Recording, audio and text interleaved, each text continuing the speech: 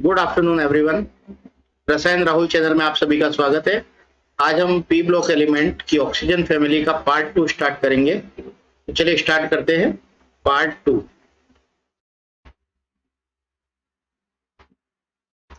देखिए, आज हम पढ़ते हैं डाई ऑक्सीजन के बारे में, डाई ऑक्सीजन के मेथड्स ऑफ प्रिपरेशन के बारे में। तो डाई ऑक्सीजन को हम KClO3 से बना सकते हैं। तो जब KClO3 पोटेशियम क्लोराइड है और नाइट्रेट, परमैंगनेट, इन सब की थर्मल डिकम्पोजिशन से हम बनाते हैं। तो KClO3 का MnO2 की प्रेजेंस में जब थर्मल डिकम्पोजिशन करेंगे तो आपको ऑक्सीजन मिलेगी। तो ये जो मेथड है वो लैब मेथड है, ठीक है। डाई ऑक्सीजन प्रिपरेशन का लैब मेथड है ये। इसके अलावा मेटल ऑक्साइड्स के डिकम्पोजिशन से भी ऑक्सीजन मिलती है। तो ये सारी मेटल ऑक्साइड है, Ag2O, HTO, Pb3O4, PbO2, इन सब का मेटल ऑक्साइड का जब ऑक्सीडेशन करवाते हैं तो ऑक्सीजन आपको वहां से मिलती है, ठीक है। तो ये एक्चुअल में मेटल के एक्सट्रैक्शन के लिए भी ये मेथड यूज करते हैं, थर्मल डिकम्पोजिशन का, है ना। ओके, नेक्स्ट है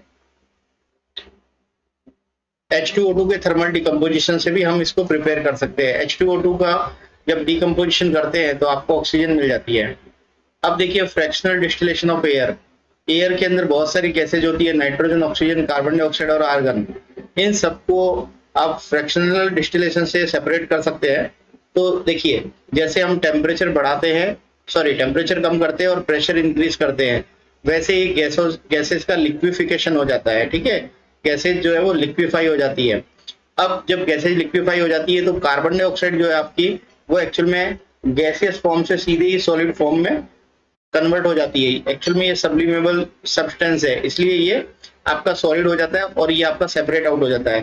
फिर उसके बाद में हम एक्चुअल में इसको धीरे धीरे फ्रैक्शनलिटी कॉलम में धीरे धीरे टेम्परेचर बढ़ाते हैं। तो जिसका बॉइलिंग पॉइंट सबसे कम होता है वो फ्रैक्शन सबसे पहले सेपरेट आउट होता है। तो नाइट्रोजन का बॉइलिंग पॉइंट -196 डिग्री सेल्सियस होता है, ये सबसे पहले सेपरेट हो जाती है। उसके बाद में ज्यादा बॉइलिंग पॉइंट वाला फ्रैक्शन -186 डिग्री सेल्सियस, ये होता है आपका आर्गन का। उसके बाद आर्गन सेपरेट होती है, फिर -183 डिग्री सेल्सियस पे आपकी ऑक्सीजन सेपरेट हो जाती है, ठीक है। तो ये जो है कमर्शियल मेथड है ऑक्सीजन सेपरेट करने का या ऑक्सीजन प्रिपेयर करने का। अब देखिए, अब हम बात करते हैं इनकी प्रॉपर्टीज की। तो सबसे पहली प्रॉपर्टीज हम देखते हैं।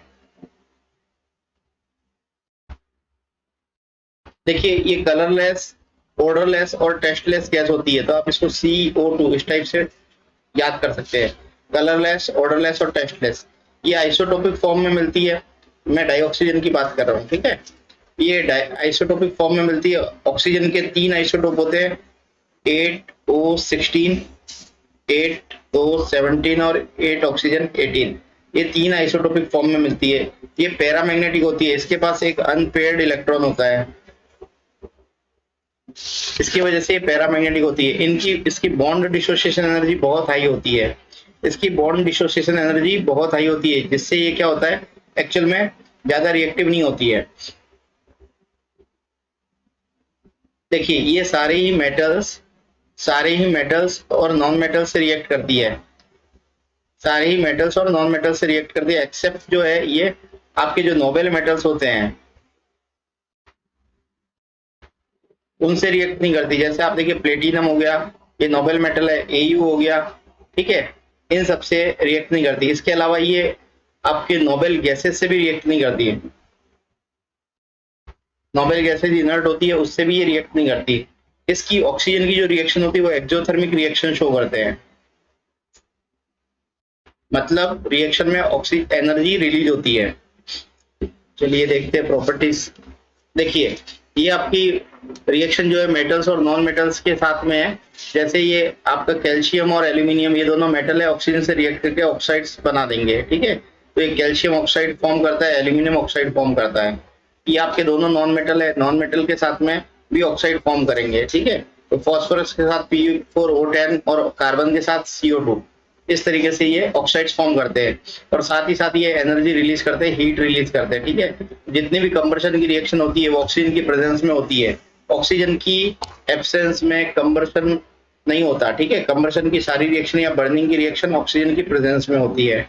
ठीक है, और वो एक्सोथर्मिक रिएक्शन होती है। ये देखिए कुछ अदर कंपाउंड्स है जैसे जिंक सल्फाइड है, मीथेन है, ये सारे जो है ऑक्सीजन की प्रेजेंस में क्या करते हैं, उसके ऑक्साइड में कन्वर्ट हो जाते हैं। ठीक है, अब देखिए एक रिएक्शन है कैटालिटिक ऑक्सीडेशन। कैटलिस्ट की प्रेजेंस में ऑक्सीडेशन हो रहा है, यहाँ सल्फर डाइऑक्साइड जो है वो ऑक्सीजन की प्रेजेंस में मतलब ऑक्सीडेशन कर रहा है। वेनेडियम पेंटाऑक्साइड ये आपका कैटलिस्ट है, ठीक है, और इससे SO3 फॉर्म हो रहा है। सल्फर डाइऑक्साइड सल्फर ट्राइऑक्साइड में ऑक्सीडाइज हो रहा है। ये रिएक्शन जो है वो H2SO4 के प्रोडक्शन में एक इम्पोर्टेंट रिएक्शन है। इसको कॉन्टेक्ट प्रोसेस में हम बनाते हैं, ठीक है, कॉन्टेक्ट प्रोसेस से हम H2SO4 का फॉर्मेशन करते हैं। उसमें ये जो इक्वेशन है, ये जो आपकी रिएक्शन है, वो बहुत ही एक मतलब की स्टेप है। इसके अलावा देखिए HCl का ऑक्सीडेशन करता है Cl2 के अंदर। अब देखिए ऑक्सीजन की यूजेज देख लीजिए, ये रेस्पिरेशन में काम करती है, कंबर्शन में काम आती है, और ऑक्सी एसिटिलीन फ्लेम बनाने, ऑक्सी एसिटिलीन जो फ्लेम है उसमें यूज की जाती है। ऑक्सी एसिटिलीन फ्लेम क्या होती है, ये ऑक्सीजन प्लस एसिटिलीन, इसकी इन दोनों की रिएक्शन से एक फ्लेम बनती है जिसका टेम्परेचर जो है बहुत ही हाई टेम्परेचर होता है ना। ये एक्चुअल में क्या होता है कि आपकी वेल्डिंग के काम में आती है, आयरन के कटिंग में काम आती है, तो ये वेल्डिंग और कटिंग में काम में ली जाती है। इसका टेम्परेचर बहुत हाई होता है। अब ऑक्सीजन जो है वो एक्चुअल में रॉकेट फ्यूल में थ्रस्ट के लिए भी काम में ली जाती है, तो रॉकेट फ्यूल में भी इसको काम में लिया जाता है। तो रॉकेट फ्यूल में हम फ्यूल जो है जनरली हाइड्रोजन यूज करते हैं, और हाइड्रोजन और लिक्विड ऑक्सीजन यूज करते हैं, ठीक है। अब देखिए आर्टिफिशियल रेस्पिरेशन में भी इसको यूज लिया जाता है।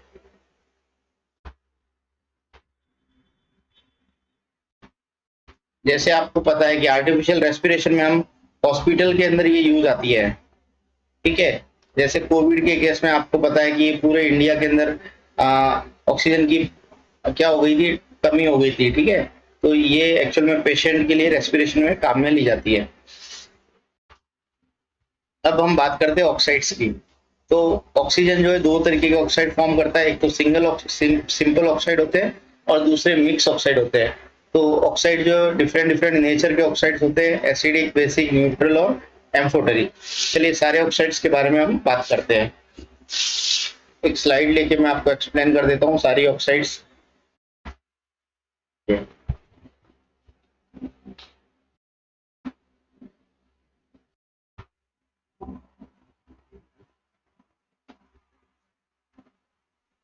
चलिए देखिए यहाँ पे ऑक्साइड जो है वो आपके सबसे पहले बात करते हैं एसिडिक ऑक्साइड की। तो जितने भी नॉन मेटल्स होते हैं वो सारी एसिडिक ऑक्साइड फॉर्म करते हैं। जितने भी नॉन मेटल्स होते हैं उसके ऑक्साइड एसिडिक होते हैं, जैसे सल्फर का ऑक्साइड, कार्बन का ऑक्साइड, ठीक है, नाइट्रोजन के ऑक्साइड्स, ये सारी एसिडिक ऑक्साइड्स होते हैं, है ना। नॉन मेटल के ऑक्साइड एसिडिक होते हैं। अब बेसिक ऑक्साइड की बात करते हैं हम। जितने भी मेटल्स होते हैं वो सारे ही बेसिक ऑक्साइड फॉर्म करते हैं। जैसे देखिए sodium oxide, magnesium oxide, calcium oxide, CaO, sorry, ये सारी बेसिक नेचर के होते हैं। अब बात करते हैं हम एम्फोटेरिक ऑक्साइड। एम्फोटेरिक ऑक्साइड वो ऑक्साइड होते हैं जो एसिडिक और बेसिक दोनों ही नेचर के होते हैं। जैसे देखिए Al2O3 एसिडिक की भी तरह बिहेव करता है और बेसिक ऑक्साइड की तरह बिहेव करता है। जिंक ऑक्साइड ये आपके एम्फोटेरिक ऑक्साइड्स होते हैं। इसके अलावा आप देखिए कुछ ऑक्साइड्स न्यूट्रल होते हैं, ये न तो एसिडिक होते हैं न बेसिक होते हैं। जैसे आपके मैंने आपको बताया था नाइट्रोजन फैमिली में ये डिस्कस कर चुका हूँ, NO और N2O, ये दोनों ऑक्साइड जो है न्यूट्रल होते हैं। बाकी सारे जो नॉक्स होते हैं वो एसिडिक नेचर के होते हैं, ठीक है। अदर ऑक्साइड्स जो है नॉक्स वो सारे ही एसिडिक होते हैं, जैसे N2O3, N2O4, N2O5 सब। अब हम बात करते हैं आपकी ये जो एसिडिक ऑक्साइड की, इसमें मैंने आपको बताया कि नॉन मेटल आपके एसिडिक ऑक्साइड फॉर्म करता है, कुछ मेटल भी एसिडिक ऑक्साइड फॉर्म करते हैं।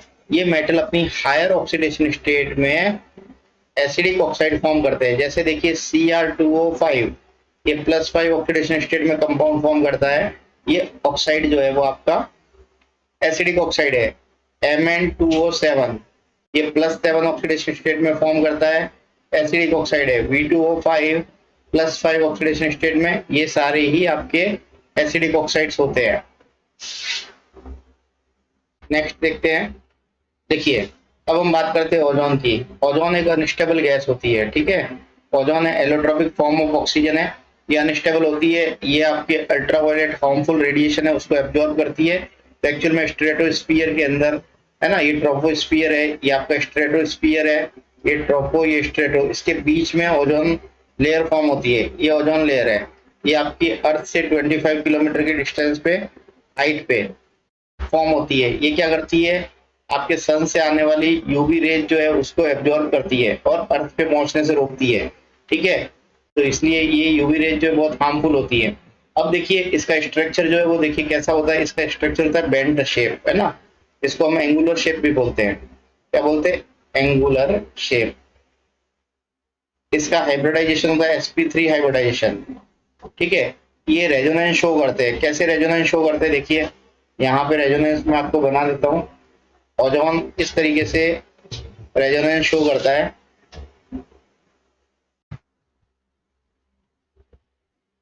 तो देखिए ये जो है रेजोनेंस शो करते हैं। देखिए ये आपका ओजोन है, ये ओजोन एक्चुअल में ये ऑक्सीजन जो है इस बॉन्ड के दोनों इलेक्ट्रॉन को ले लेता है। तो ये दोनों बॉन्ड के इलेक्ट्रॉन इस ऑक्सीजन के पास आ जाएंगे, इस पे नेगेटिव चार्ज आएगा, इस पे पॉजिटिव चार्ज आ जाएगा। तो देखिए यहाँ पे ये सिंगल बॉन्ड में कन्वर्ट हो जाएंगे और इसके पास 6 इलेक्ट्रॉन हो जाएंगे विद नेगेटिव चार्ज, और यहाँ पे पॉजिटिव चार्ज, ये बॉन्ड एज इट इज रहेगा। अब फिर क्या होगा, दूसरे टाइम में ये बॉन्ड फिर से इस तरफ शिफ्ट हो जाएंगे, इलेक्ट्रॉन यहाँ बॉन्ड फॉर्मेशन करेंगे और ये इलेक्ट्रॉन इसके पास आ जाएंगे, ठीक है। तो यहाँ पे फिर से डबल बॉन्ड आ जाएगा और यहाँ पे सिंगल बॉन्ड फॉर्म हो जाएगा, ओके। तो ये हो गया आपका। तो एक बार इस तरफ आपको शिफ्टिंग करनी है इलेक्ट्रॉन की, दूसरी बार इस तरफ शिफ्टिंग करनी है इलेक्ट्रॉन की। अब देखिए आगे देखते हैं हम ओजोन की प्रिपरेशन के बारे में पढ़ते हैं। ओजोन को हम एक्चुअल में ऑक्सीजन से फॉर्म करते हैं, ऑक्सीजन से ओजोन फॉर्म करते हैं। तो यहाँ पे हम इलेक्ट्रिक डिस्चार्ज यूज करते हैं, साइलेंट इलेक्ट्रिक डिस्चार्ज। ये साइलेंट इलेक्ट्रिक डिस्चार्ज क्या करता है, आपका बैकवर्ड डायरेक्शन में, मतलब यहाँ पे ओजोन से फिर से ऑक्सीजन फॉर्मेशन को प्रिवेंट करते हैं, ठीक है। मतलब बैकवर्ड डायरेक्शन में इसको डिकम्पोजिशन को प्रिवेंट करता है, ठीक है। मतलब जब ओजोन फॉर्म हो जाती है तो ओजोन का फिर से ऑक्सीजन में डिकम्पोजिशन को प्रिवेंट करता है। कौन, साइलेंट इलेक्ट्रिकल डिस्चार्ज। अब देखिए प्योर ऑक्सीजन, प्योर ओजोन जो है वो आपकी तीनों फॉर्म में मिलती है। ये गैसियस फॉर्म में भी होती है, ये लिक्विड फॉर्म में भी होती है और ये आपके सॉलिड स्टेट में भी होती है।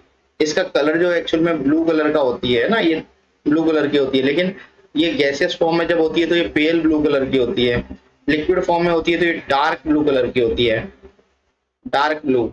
और सॉलिड फॉर्म में होती है तो वॉयलेट ब्लू कलर की होती है, ठीक है। तो ये एक्चुअल में ब्लूइश कलर की होती है, लेकिन तीनों ही आपके फेस के अंदर ये थोड़ा सा डिफरेंट कलर शो करती है। आगे देखते हैं हम इसकी प्रॉपर्टीज के बारे में बात करते हैं। देखिए यहाँ पे ये डेल्टा H पॉजिटिव का मीनिंग क्या है, ये एंडोथर्मिक रिएक्शन है, ठीक है। ऑक्सीजन से ओजोन बनने में क्या होती है, हीट एब्जॉर्ब होती है, तो एंडोथर्मिक रिएक्शन होती है। अब प्रॉपर्टीज के बारे में बात करते हैं। जब ऑक्सीजन से ओजोन बनाते हैं एंडोथर्मिक है, जब ओजोन से फिर ऑक्सीजन में इसका डिकम्पोजिशन जो है वो आपका एक्सोथर्मिक हो जाता है, डेल्टा जी नेगेटिव हो जाती है, ठीक है। मतलब ये फॉरवर्ड डायरेक्शन में ये रिएक्शन जो है वो आपकी इजीली हो जाती है ना। अब देखिए ये पावरफुल ऑक्सीडाइजिंग एजेंट होता है। ओजोन क्या है, पावरफुल ऑक्सीडाइजिंग एजेंट है।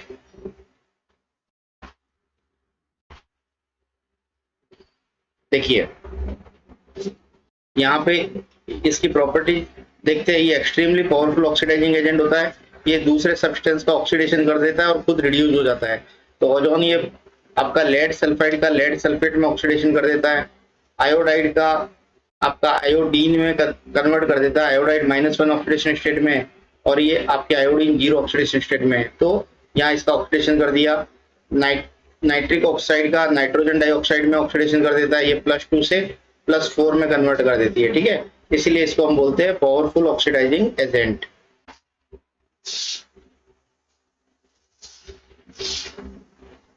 अब देखिए इसके यूजेस देख लेते हैं। ये जर्मीसाइड की तरह यूज होती है, मतलब जर्म्स को ये किल कर देती है। डिसइंफेक्टेंट की तरह यूज करते हैं। डिसइंफेक्टेंट ये एक्चुअल में स्टरलाइजिंग, वाटर को स्टरलाइज करने के लिए और जर्म्स को किल करने के लिए, माइक्रोब्स को खत्म करने के लिए इनको यूज करते हैं, ठीक है। अब ये वाटर का स्टरलाइजेशन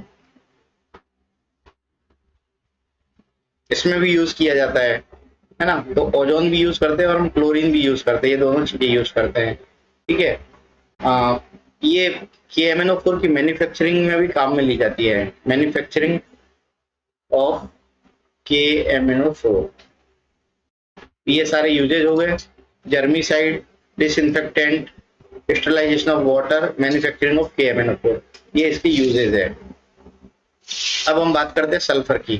तो सल्फर जो है वो देखिए मैंने आपको बताया था सल्फर कैसे एलोट्रोपिक फॉर्म में मिलता है, अल्फा, बीटा, गामा और डेल्टा, इस तरीके से 4 एलोट्रोपिक फॉर्म में मिलता है सल्फर।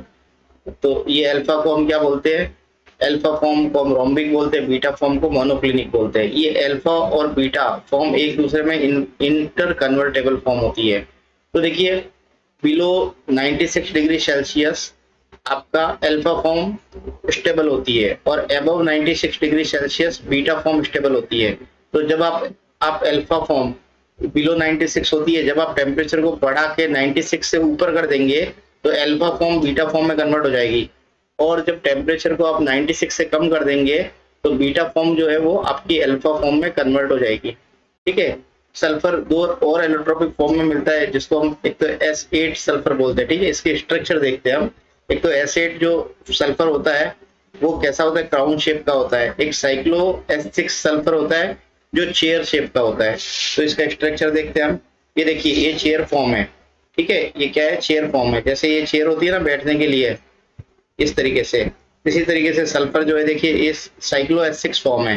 ये 1 2 3 4 5 और 6, यहाँ 6 सल्फर है ना, एक चेयर फॉर्म बना रहे हैं, तो इसको साइक्लो S6 फॉर्म बोलते हैं। अब दूसरी फॉर्म सल्फर की है क्राउन फॉर्म। ये क्राउन फॉर्म है, ये S8 बनाता है ना, सल्फर का S8 जो है वो क्राउन फॉर्म बनाता है। तो ये सल्फर है सारे 3 4 5 6 7 और 8, ये क्राउन फॉर्म होती है। चलिए आगे देखते हैं हम सल्फर डाइऑक्साइड। अब हम बात करते हैं सल्फर डाइऑक्साइड गैस की। तो सल्फर डाइऑक्साइड की हम प्रॉपर्टीज और प्रिपरेशन के बारे में बात करेंगे। तो देखिए सल्फर डाइऑक्साइड को हम डायरेक्ट सल्फर की हीटिंग से बनाते हैं, ठीक है। सल्फर की डायरेक्ट हीट करेंगे ऑक्सीजन में तो सल्फर डाइऑक्साइड फॉर्म हो जाएगी।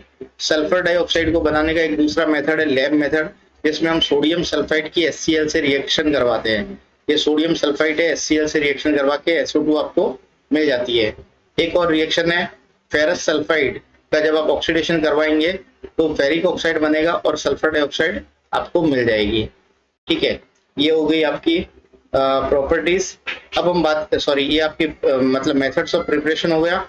अब हम बात करते हैं प्रॉपर्टीज के बारे में। अब हम बात करते हैं प्रॉपर्टीज के बारे में। देखिए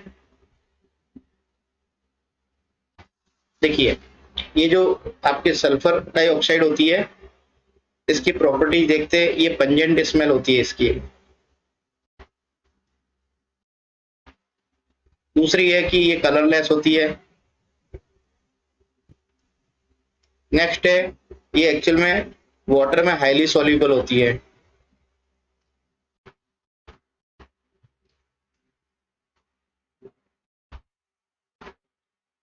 लास्ट है आपकी ये एक्चुअल में रूम टेम्परेचर पर लिक्विफाई हो जाती है, ठीक है। लिक्विड फॉर्म में होती है रूम टेम्परेचर पे। तो देखिए ये वाटर से रिएक्ट करके H2SO3 फॉर्म करती है। क्या करती है, वाटर में मिलके H2SO3 फॉर्म करती है, ठीक है। सल्फ्यूरस एसिड बोलते हैं इसको।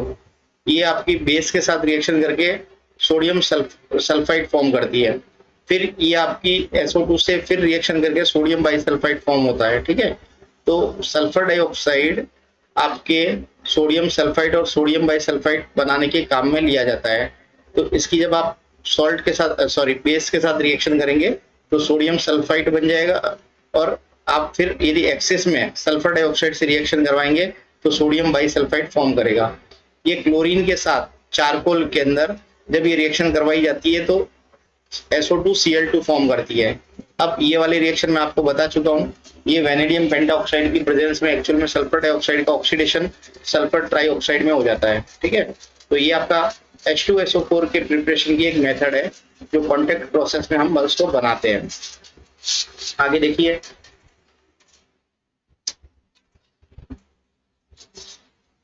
देखिए, ये जो मोइस्ट SO2 होती है वो रिड्यूसिंग एजेंट की तरह काम करती है। ये रिड्यूसिंग एजेंट की तरह काम करती है। मोइस्ट SO2 का मतलब SO2 के अंदर वाटर मिला के आप जब इसको यूज करते हैं तो ये रिड्यूसिंग एजेंट की तरह काम करती है। रिड्यूसिंग एजेंट क्या करता है, दूसरों का रिडक्शन करता है, ठीक है।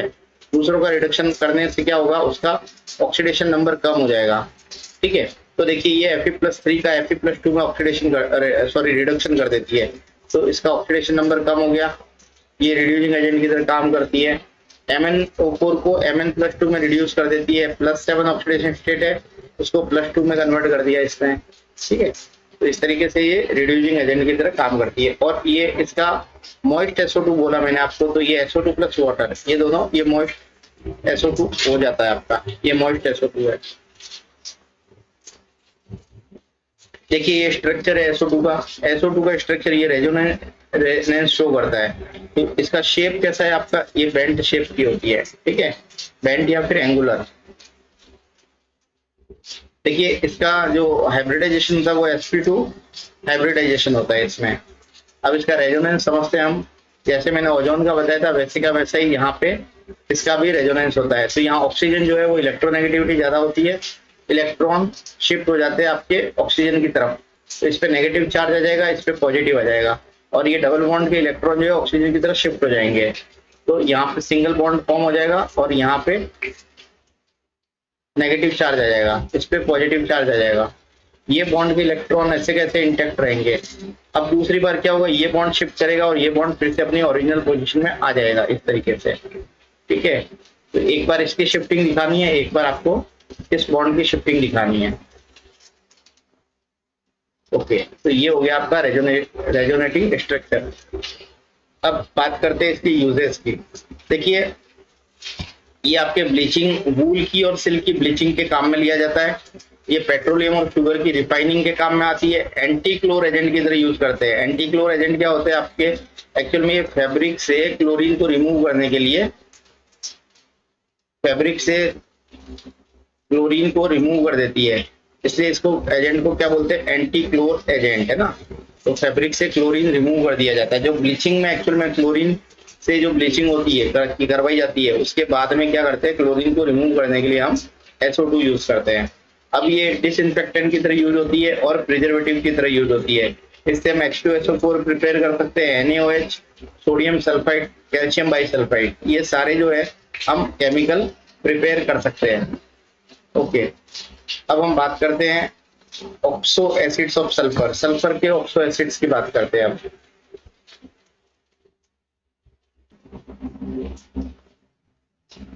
देखिए oxo acids of sulphur, sulphur के दो ऑक्सो एसिड्स होते हैं, एक तो सल्फ्यूरस एसिड होता है और दूसरा सल्फ्यूरिक एसिड होता है।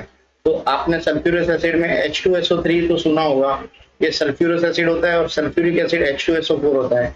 इसके अलावा भी बहुत सारे सल्फ्यूरिक एसिड और सल्फ्यूरस एसिड होते हैं। तो देखिए H2H2O5 ये भी आपका सल्फ्यूरस एसिड है। इसके अलावा H2H2O7 और H2H2O8 ये सल्फ्यूरिक एसिड माने जाते हैं।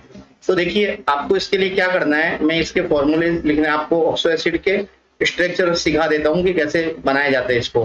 तो सल्फर जितने भी हाइड्रोजन है, ठीक है, सल्फर में जितने हाइड्रोजन है उसको ऑक्सीजन के साथ जोड़ते हुए एक सिंगल बॉन्ड से सल्फर से आपको अटैच करना है। इसके बाद में जितने भी आपके ऑक्सीजन इसके साथ बचे हुए हैं वो सल्फर से डबल बॉन्ड से आपको जोड़ने हैं, ठीक है। तो आप देखिए मैं आपको सल्फ्यूरिक और सल्फ्यूरस एसिड के फॉर्मूले बता देता हूं कि जब ये सिंगल सल्फर हो तब, और जब यहाँ पे इसके अलावा ये देखिए दो सल्फर जुड़े हुए हैं, तो पहले हम इसकी बात करते हैं। तो इसको मैं लिखना बताता हूँ आपको कैसे लिखते हैं। तो यहाँ सल्फ्यूरस एसिड H2SO3 का मैं फॉर्मूला लिख रहा हूँ। तो यहाँ पे 2 हाइड्रोजन है इसके पास में, H2SO3 में 2 हाइड्रोजन है, तो 2 ऑक्सीजन से आपको इसको जोड़ के दिखाना है। तो यहाँ पे ये हो गया OH और दूसरा ये हो गया OH, है ना, क्योंकि जितने हाइड्रोजन है उसको ऑक्सीजन के साथ में आपको अटैच करके सिंगल बॉन्ड से सल्फर से जोड़ना है। इसके बाद में बचे हुए ऑक्सीजन को डबल बॉन्ड से जोड़ना है, ठीक है। तो ये हो गया आपका H2SO3। अब आप H2SO4 कैसे लिखेंगे, 2 हाइड्रोजन 2 ऑक्सीजन से 2 OH फॉर्म करेंगे, ठीक है। तो सिंगल बॉन्ड से बचे हुए आपके 2 ऑक्सीजन है, 2 डबल बॉन्ड से जोड़ के आपको दिखाने हैं। तो इस तरीके से आप सल्फ्यूरिक एसिड को लिख सकते हैं। ये आपका हो गया सल्फ्यूरिक एसिड, ये सल्फ्यूरस एसिड। अब देखिए अदर सल्फ्यूरस और सल्फ्यूरिक एसिड में क्या है, आपका सल्फर जो है वो H2 की फॉर्म में है, ठीक है। तो इसको हम कैसे लिखते हैं, देखिए, तो हम सल्फ्यूरस एसिड देखते हैं H2O5 ये है। तो यहाँ पे दोनों सल्फर को आप डायरेक्ट जोड़ देंगे, ठीक है, इस तरीके से जोड़ देंगे। इसके बाद में जितने हाइड्रोजन है उतने ऑक्सीजन के साथ में आपको OH ग्रुप फॉर्म करने हैं और सिंगल बॉन्ड से जोड़ना है। इसके बाद में जितने ऑक्सीजन बचते हैं उसको डबल बॉन्ड से जोड़ना है। तो इसके बाद में ये 2 हाइड्रोजन 2 ऑक्सीजन से OH फॉर्म करेंगे और 3 ऑक्सीजन बच जाएंगे, ठीक है। तो आपको 3 डबल बॉन्ड से जोड़ देना है। तो एक तरफ आप 2 ऑक्सीजन को डबल बॉन्ड से जोड़ देंगे, दूसरी तरफ आप सल्फर को आप एक सिंगल ऑक्सीजन से डबल बॉन्ड से जोड़ देंगे। तो मैं इसको लिखता हूं इस तरीके से, सबसे पहले 2 हाइड्रोजन को 2 ऑक्सीजन से जोड़ दिया मैंने दोनों तरफ, फिर 3 ऑक्सीजन को लिखना है तो डबल बॉन्ड से यहाँ लिख दिया एक सल्फर से और दूसरे सल्फर से एक ऑक्सीजन जोड़ दिया। ये तो हो गया सल्फ्यूरस एसिड। अब सल्फ्यूरिक एसिड क्या होगा, H2H2O7, ठीक है। अब यहाँ पे क्या हो गया, आपका 2 ऑक्सीजन बढ़ गए, है ना। तो यहाँ पे 2 ऑक्सीजन बढ़ गए तो आप क्या करेंगे, एक ऑक्सीजन तो यहाँ डबल बॉन्ड से जोड़ देंगे, एक ऑक्सीजन जो है इन दोनों सल्फर के बीच में डाल देंगे, क्लियर। तो देखिए कैसे लिखेंगे, इस तरीके से एक ऑक्सीजन यहाँ डाल दिया, 2 हाइड्रोजन है 2 ऑक्सीजन से ऐसे जोड़ दिया, इससे 2 ऑक्सीजन डबल बॉन्ड से जोड़ दिए, इससे भी आप 2 ऑक्सीजन डबल बॉन्ड से जोड़ देंगे। ये हो गया H2H2O7। अब है H2H2O8। अब यहाँ पे एक ऑक्सीजन और बढ़ गया, तो यहाँ पे देखिए इस सल्फर से तो हम डायरेक्ट कोई जोड़ नहीं सकते, इससे भी जोड़ नहीं सकते, यहाँ पे हम इसके बीच में एक ऑक्सीजन और डाल देंगे तो ये पेरोक्साइड बॉन्ड फॉर्म हो जाएगा। तो इस तरीके से ये हमने इस तरीके से इसको लिख देंगे।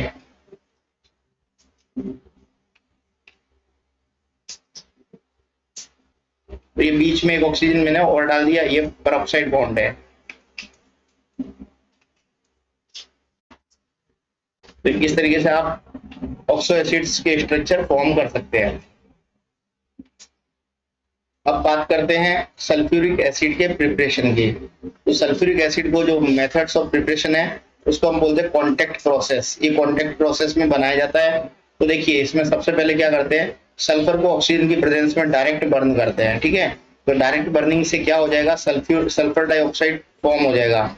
ये सल्फर डाइऑक्साइड जैसे ही फॉर्म होगा हम इसकी ऑक्सीजन के साथ में, मतलब कैटलिस्ट की प्रेजेंस में हम इसकी रिएक्शन करवा के सल्फर ट्राइऑक्साइड बना देंगे। तो ये सल्फर ट्राइऑक्साइड बन गया। अब इस सल्फर ट्राइऑक्साइड को हम H2SO4 के साथ एब्जॉर्ब करवाएंगे, ठीक है। तो ये सल्फर ट्राइऑक्साइड H2SO4 से एब्जॉर्ब हो जाएगी तो आपको ओलियम मिल जाएगा, ओलियम H2H2O7, ठीक है। ये आपका ऑक्सो एसिड्स है, ये आपको मिल जाएगा। अब ये ऑक्सो एसिड से आप क्या करेंगे, जिस स्ट्रेंथ का सल्फ्यूरिक एसिड चाहिए इसको डाइल्यूट कर करके आप इसको बना सकते हैं। तो ये ओलियम है, इससे आप क्या करेंगे, इसको जैसे डाइल्यूट करेंगे उस कॉन्सेंट्रेशन का आपको H2SO4 मिल जाएगा। तो आप यहाँ पे इसको डाइल्यूट करते हुए H2SO4 जो है 96-98% कॉन्सेंट्रेशन तक का बना सकते हैं, ठीक है। ओके, अब देखिए आगे हम देखते हैं कि ये कैसे प्रिपेयर होता है। देखिए ये H2SO4 जो है उसके प्रिपरेशन के लिए मैंने आपको बताया था कि ये SO2 और O2 ये मिलके आपके SO3 फॉर्म करते हैं, ठीक है। और ये होती है आपके वेनेडियम पेंटाऑक्साइड की प्रेजेंस में ये रिएक्शन होती है। ये जो स्टेप है वो एक्चुअल में H2SO4 के प्रिपरेशन का की स्टेप है। ऐसा स्टेप है, की स्टेप है। इसमें क्या होता है कि एक्चुअल में ये कैटालिटिक ऑक्सीडेशन है। ठीक है। इसका डेल्टा एच नेगेटिव होता है, डेल्टा एच की वैल्यू नेगेटिव होती है। मीनिंग क्या है कि ये जब रिएक्शन होती है, सल्फर डाइऑक्साइड ऑक्सीजन से रिएक्ट करती है, ये एक्सोथर्मिक रिएक्शन होती है, एक्सोथर्मिक रिएक्शन होती है। इसके लिए एक्चुअल में यदि हम सिस्टम का, जब ये रिएक्शन जो है जैसे होगी, ये हीट रिलीज करेगी, ये सिस्टम में क्या करेगी, हीट रिलीज करेगी। तो अब जब ये रिएक्शन हो रही होती है, अब हम टेम्परेचर यदि बढ़ा देते हैं, तो एक्चुअल में जब आप टेम्परेचर भी बढ़ा रहे हैं और ये रिएक्शन हीट रिलीज कर रही है, तो उस बढ़े हुए टेम्परेचर के इफेक्ट को कम करने के लिए रिएक्शन बैकवर्ड डायरेक्शन में जाने लगती है। मतलब आपको प्रोडक्ट ज्यादा नहीं मिलेगा फिर, इसीलिए यहाँ पे टेम्परेचर आपको एक्चुअल में लो रखना पड़ता है। ठीक है, इस रिएक्शन को आपको SO3 की यील्ड ज्यादा ऑब्टेन करने के लिए टेम्परेचर कम कर रखना पड़ता है, जिससे फॉरवर्ड डायरेक्शन में रिएक्शन हो। तो लो टेम्परेचर हम कितना रखते हैं, 720 केल्विन पर ये रिएक्शन करवाते हैं। और प्रेशर क्या रखते हैं, हम हाई प्रेशर रखते हैं। ठीक है, तो प्रेशर हाई रखते हैं, 2 एटमोस्फेरिक प्रेशर हम इसमें यूज करते हैं। जिससे क्या होता है, देखिए प्रेशर ज्यादा रखने से क्या होगा, इक्विलिब्रियम वहां शिफ्ट होगा जहां मतलब सिस्टम का वॉल्यूम कम हो रहा है। तो सिस्टम का इधर वॉल्यूम ज्यादा है, आपकी इधर कम है, तो आपका प्रेशर बढ़ाने से कम वॉल्यूम की तरफ इक्विलिब्रियम शिफ्ट होगा, तो SO3 ज्यादा मिलेगी। तो प्रेशर और टेम्परेचर की कंडीशन को मैंने एक्सप्लेन कर दिया, इससे आपको SO3 की यील्ड ज्यादा मिलेगी। अब हम बात करते हैं कि इसको बनाते कैसे हैं। तो देखिए, इसको हम बनाने का मेथड जो है उसको समझ लेते हैं। सबसे पहले आप देखिए, सल्फर जो है वो आप यहाँ पे एक, ये पूरा जो सिस्टम होता है कॉन्टेक्ट प्रोसेस, इसका बोलते हैं कॉन्टेक्ट प्रोसेस। क्या बोलते हैं, कॉन्टेक्ट प्रोसेस। तो देखिए, इस कॉन्टेक्ट प्रोसेस में क्या होता है कि सल्फर को सबसे पहले ऑक्सीजन की प्रेजेंस में बर्न करवाया जाता है। तो इस पहले चैम्बर को बोलते हैं सल्फर बर्नर। यहाँ सल्फर बर्न हो जाती है तो किस में कन्वर्ट हो जाएगी, सल्फर डाइऑक्साइड में कन्वर्ट हो जाती है ये सल्फर, और इसके साथ में ऑक्सीजन भी रहती है। तो इसको हम दूसरे चैम्बर में भेज देते हैं, इसको बोलते हैं हम डस्ट चैम्बर। ठीक है, क्या बोलते हैं इसको, डस्ट चैम्बर। ये डस्ट चैम्बर क्या करता है, डस्ट को रिमूव कर देता है। किसको रिमूव करता है, डस्ट को रिमूव कर देता है, इसके साथ में जो भी डस्ट आती है उसको रिमूव कर देता है। उसके बाद में हम इसको कूलिंग चैम्बर में भेज देते हैं, मतलब कूल करने के लिए इसको कूल कर देते हैं। तो जितनी भी गैसेज ये है, सल्फर डाइऑक्साइड, ऑक्सीजन, जो भी गैसेज है वो सब गैसेज क्या हो जाती है, आपकी कूल हो जाती है, गैसेज कूल हो जाती है। कूल होने के बाद में आप सारी गैसेज कूल हो जाती है। ठीक है, इसके बाद में आप भेजते हैं स्क्रबर की तरफ, या फिर इसको बोलते हैं washing tower. Washing tower, washing tower क्या करेगा, जितनी भी डिजोल्व इम्प्यूरिटीज है गैसेस के साथ में डिजोल्व,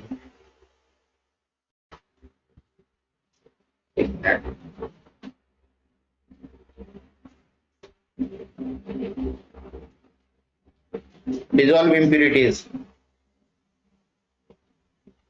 उन सबको ये रिमूव कर देता है वॉशिंग टॉवर। ठीक है, अब देखिए वॉशिंग टॉवर में डिजोल्व इम्प्यूरिटीज रिमूव होने के बाद में आप इसको ड्राइंग टॉवर में भेज देते हैं। किसमें, ये है आपका ड्राइंग टॉवर।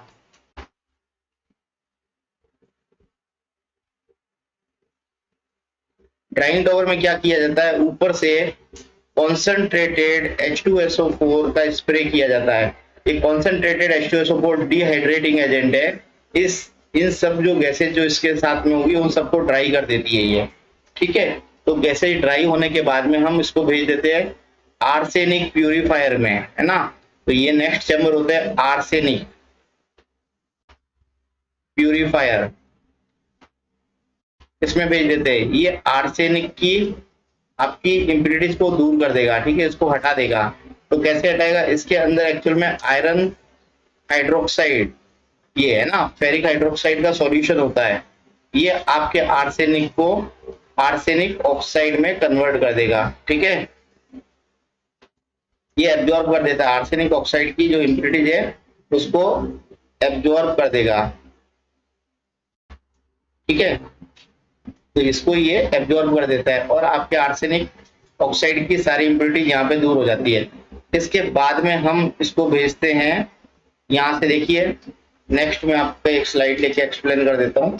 आर्सेनिक प्यूरिफायर के बाद में हम क्या करते हैं, यहाँ पे देखिए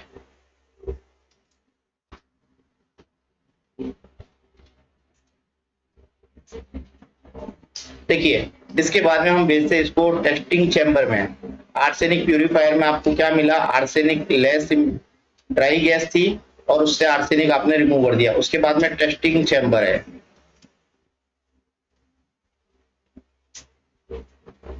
इस टेस्टिंग चैम्बर में क्या होता है कि आप एक बीम ऑफ लाइट जैसी गैस इसमें एंटर करवाते हैं, ठीक है, तो बीम ऑफ लाइट इसके ऊपर आप डाल देते हैं। तो आपने टिंडल इफेक्ट पढ़ा था, तो ये क्या कर देता है कि एक्चुअल में इम्प्योरिटी जो भी होती है उसका पाथ इसका विजिबल हो जाता है इम्प्योरिटीज का। तो एक्चुअल में आपने अभी तक जो प्रोसेस किए हैं, जिस जिस चैम्बर से आपने गैसेस को पास किया है, तो उसमें कैसी उसमें इम्प्योरिटीज है या नहीं, उसको टेस्ट करने के लिए हम टेस्टिंग चैम्बर में इससे बीम ऑफ लाइट पास करके हम पता कर सकते हैं। इसके बाद में जब ये हो जाता है, ये टेस्टिंग में ओके हो जाती है गैस, तो क्या करते हैं हम इस गैस को कैटालिटिक चैम्बर में भेज देते हैं, ठीक है। तो ये एक्चुअल में क्या है, ये क्या है, कॉन्टैक्ट चैम्बर कन्वर्टर। इस कॉन्टैक्ट चैम्बर कन्वर्टर में ये ड्राई SO2 ऑक्सीजन के साथ में इसमें वेनेडियम पेंटाऑक्साइड आपका क्या होता है, कैटलिस्ट होता है। ये क्या करेगा, वेनेडियम पेंटाऑक्साइड SO2 और O2 को SO3 में कन्वर्ट कर देगा। तो यहाँ पे आपको कैटालिटिक चैम्बर में SO3 मिल जाती है। क्या मिल जाती है, SO3, ठीक है। अभी SO3 मिली, अब इसको आप कहाँ भेजेंगे, एब्जॉर्प्शन टॉवर में भेज देंगे। इसमें भेज देंगे एब्जॉर्प्शन। इस एब्जॉर्प्शन टॉवर में हम क्या करते हैं, H2SO4 को ऊपर से स्प्रे करवाते हैं, ठीक है। तो SO2 जो है, SO3 जो H2SO4 से रिएक्ट करेगी, SO3 H2SO4 से रिएक्ट करके H2H2O7 फॉर्म करेगी। इसको हम ओलियम कहते हैं। इस ओलियम को हम क्या करते हैं, इससे आपकी जो मनपसंद जिस कॉन्सेंट्रेशन का आपको H2SO4 मिला मतलब ऑब्टेन करना है, तो हम क्या करेंगे, उसको डाइल्यूट कर देंगे, ठीक है। जब वॉल्यूम को डाइल्यूट करेंगे तो आपको अपनी जो मर्जी हो, जिस कॉन्सेंट्रेशन का आपको H2SO4 ऑब्टेन करना है, you can obtain H2SO4 of that concentration, ठीक है। तो ये आपका मेथड हो गया H2SO4 प्रिपरेशन का। आगे देखते हैं हम इसकी प्रॉपर्टीज के बारे में। तो देखिए H2SO4 colourless dense oily liquid होता है, ठीक है। और ये क्या है, एक्चुअल में आपका स्ट्रॉन्ग एसिड होता है। ऐसा होता है, स्ट्रॉन्ग एसिडिक सॉल्यूशन होता है। वाटर के साथ आप इसकी रिएक्शन करवाएंगे तो ये आपका H+ फॉर्म करेगा और HSO4- फॉर्म करेगा। तो यहाँ इस रिएक्शन की Ka की वैल्यू बहुत ज्यादा होती है, मतलब इसकी एसिडिक स्ट्रेंथ जो है एसिड की एसिडिक स्ट्रेंथ बहुत ज्यादा होगी, ठीक है, क्योंकि ये H+ में डिसोसिएट हो जाता है और HSO4- में डिसोसिएट हो जाता है। ये रिएक्शन एक्सोथर्मिक रिएक्शन है क्योंकि ये हीट इवॉल्व करती है, ठीक है। देखिए यहाँ लिखा हुआ Ka की वैल्यू हाई होती है। एक्चुअल में इसके जो H2SO4 के जो सॉल्ट होते हैं वो दो फॉर्म में मिलते हैं, एक तो नॉर्मल सल्फेट होते हैं, दूसरा आपका एसिडिक सल्फेट होते हैं। नॉर्मल सल्फेट जो होता है वो देखिए Na2SO4 है और एसिडिक सल्फेट में आपको हाइड्रोजन मिलेगा तो NaHSO4, ठीक है, सोडियम बाइसल्फेट और सोडियम सल्फेट। तो सोडियम सल्फेट नॉर्मल सॉल्ट है, सोडियम बाइसल्फेट एसिड सॉल्ट है। इसके बाद में हम बात करते हैं इसकी वॉलेटिलिटी की। एक्चुअल में ये आपका मोर वोलेटाइल एसिड बनाने के काम में लिया जाता है, ठीक है। तो जो ये एक्चुअल में क्या होता है, देखिए मोर वोलेटाइल एसिड कैसे, जैसे HCl है, HCl जो है वो ज्यादा वोलेटाइल होता है। इसको फॉर्मेशन में हम H2SO4 से करवाते हैं। तो देखिए H2SO4 की जब आप सॉल्ट से रिएक्शन करवाते हैं NaCl से, तो आपको HCl मिल जाता है। तो ये एक्चुअल में आपका मोर वोलेटाइल एसिड बनाने के काम में लिया जाता है, ठीक है, H2SO4। अब देखिए ये एक डिहाइड्रेटिंग एजेंट होता है। डिहाइड्रेटिंग एजेंट का मीनिंग क्या है, ये एक्चुअल में किसी भी कंपाउंड से वाटर के मॉलिक्यूल को रिमूव कर देता है। जैसे कोई भी कंपाउंड है उसमें उसकी जब आप H2SO4 से रिएक्शन करवाएंगे तो उसका डिहाइड्रेशन कर देता है, उसमें जितना वाटर है वो सारा ही बाहर निकाल देगा। जैसे ये सुक्रोज है, सुक्रोज के H2SO4 से रिएक्शन कराओ, सुक्रोज को तो कार्बन में कन्वर्ट कर देगा और सुक्रोज से जितना पानी है वो सारा ही बाहर निकाल देगा। इस तरीके से इसको बोलते हैं डिहाइड्रेशन रिएक्शन डिहाइड्रेटिंग एजेंट की तरह काम करता है। H2SO4 स्ट्रॉन्ग ऑक्सीडाइजिंग एजेंट होता है, मतलब दूसरों का ऑक्सीडेशन कर देता है, मतलब दूसरों की ऑक्सीडेशन नंबर बढ़ा देता है। ठीक है, दूसरों का ऑक्सीडेशन नंबर बढ़ा देता है और खुद क्या हो जाता है, रिड्यूस हो जाता है। खुद H2SO4 जो है वो आपका SO2 में रिड्यूस हो जाता है, तो इसकी ऑक्सीडेशन नंबर कम हो जाता है, +6 से +4 हो जाता है। ठीक है, तो देखिए ये सल्फर का ऑक्सीडेशन कर देगा SO2 के अंदर। ठीक है, तो सल्फर क्या है आपका, जीरो ऑक्सीडेशन स्टेट से +4 में कन्वर्ट कर दिया, ऑक्सीडेशन नंबर बढ़ा दिया। ये देखिए मैंने आपको यहाँ पे लिख दिया। अब कॉपर का भी ऑक्सीडेशन कर देता है, कॉपर सल्फेट में 0 से +2 में कर देगा। ठीक है, कार्बन का कार्बन डाइऑक्साइड में कर देगा 0 से +4 में, तो ऑक्सीडेशन नंबर बढ़ा दिया। H2SO4 खुद किस में कन्वर्ट हो गया, SO2 में +4 में +6 से। ठीक है, तो इसको हम बोलते हैं ऑक्सीडाइजिंग एजेंट। अब इसके यूजेज देख लीजिए। इसकी यूजेज जो है वो फर्टिलाइजर बनाने के काम में लिया जाता है ना।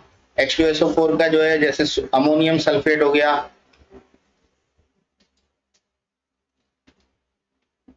इस तरीके से, तो बहुत सारे फर्टिलाइजर बनाने के काम में लिया जाता है। ये पेट्रोलियम रिफाइनिंग के काम में लिया जाता है, ये डिटर्जेंट इंडस्ट्रीज में काम में लिया जाता है, metallurgical application, lab reagent, nitrocellulose formation में। तो देखिए किसी भी नेशन की इंडस्ट्रियल स्ट्रेंथ का पता करना है तो ये कैसे पता चलता है कि उसकी इंडस्ट्रियल स्ट्रेंथ कैसे कितनी है, वो कितना H2SO4 का प्रोडक्शन कर रहा है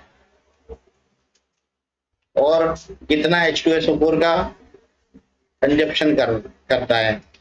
इसके ऊपर किसी भी नेशन की इंडस्ट्रियल ग्रोथ डिपेंड करती है, क्योंकि ये various of chemicals, various of compounds formation में काम में लिया जाता है। जैसे फर्टिलाइजर है तो फर्टिलाइजर इंडस्ट्रीज में इसका काम रहता है, पेट्रोलियम रिफाइनिंग में रहेगा, डिटर्जेंट इंडस्ट्रीज में रहेगा, मेटलर्जिकल जो ओर से आपके मेटल एक्सट्रैक्ट करने के लिए H2SO4 काम में आता है, लैब रिएजेंट है, सारी लैब में H2SO4 काम में आता है, नाइट्रोसेल्यूलोज फॉर्मेशन के अंदर काम में लिया जाता है। इस तरीके से इसके वास्ट ऑफ यूजेज है। अब देखिए आपको ये मेरा वीडियो अच्छा लगा तो मेरे वीडियो को लाइक कीजिए, मेरे चैनल को सब्सक्राइब कीजिए। Thank you for watching this video. आज के लिए इतना ही।